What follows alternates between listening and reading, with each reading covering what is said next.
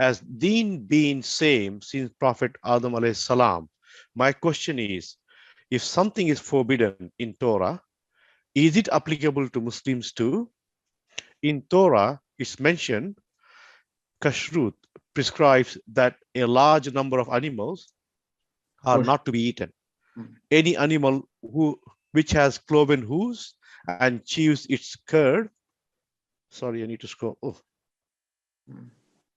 جی میں سوال سمجھ گیا, میں جواب دیتا ہوں. اچھا اچھا, ویری گڈ. یہ بالکل درست فرمایا ہے آپ نے کہ آدم علیہ السلام سے لے کر رسول اللہ تک ایک ہی دین ہے, یہ کوئی دو دین نہیں ہے.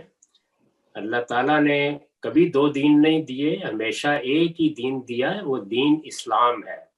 آدم علیہ السلام کا دین بھی وہی تھا, سب پیغمبروں کا دین وہی تھا.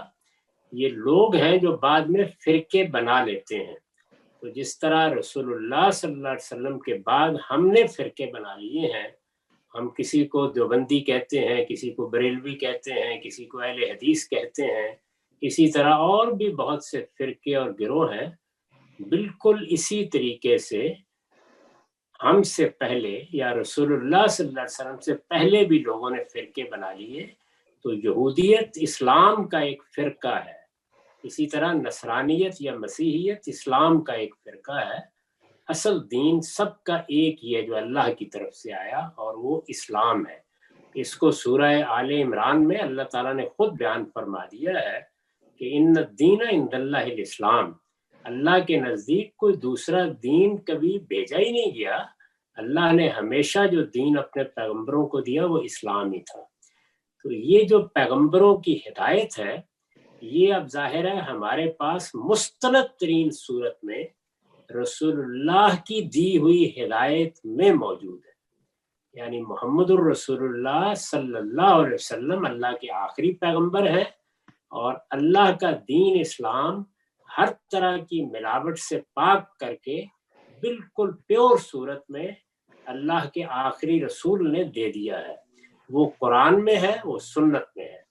تو یہ جو پورا دین اب ہمارے پاس ہے, اس میں ہمیں اصولاً یہ بتا دیا گیا ہے کہ وہ چیزیں جن میں اللہ تعالیٰ نے کوئی وضاحت نہیں کر دی, یا کسی تصور کی اصلاح نہیں کر دی, یا کوئی بات اپنی طرف سے اب دوبارہ نہیں کہہ دی, ان کے علاوہ جو کچھ پیچھے دین کی ہدایت ہے اس سب پر ہم عمل کرتے ہیں. یعنی وہ سارا دین ہمارا ہی دین ہے. تو اس وجہ سے تورات بھی ہماری کتاب ہے, انجیل بھی ہماری کتاب ہے.